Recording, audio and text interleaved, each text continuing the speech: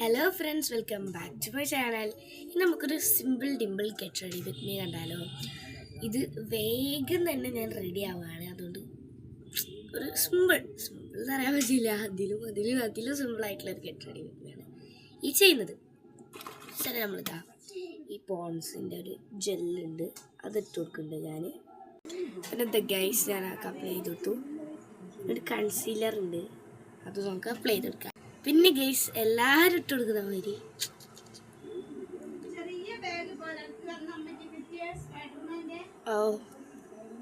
Powder ഇട്ട് കുറച്ച് കൂടിപ്പോയി. അപ്പം പിന്നെ വെള്ളപ്പാണ്ടീൻ്റെ മാതിരി ഉണ്ട്.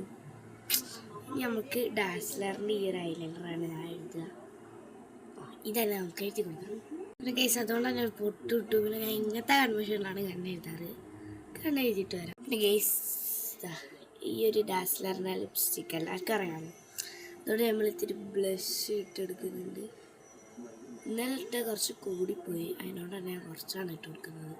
പിന്നെ നമ്മൾ ഈ എന്താക്കി വായിക്കാമെന്ന് അറിയില്ല, ഈ ഒരു ബ്രാൻഡിൻ്റെ ലിപ് ബാം ഇട്ട് കൊടുക്കുന്നുണ്ട്.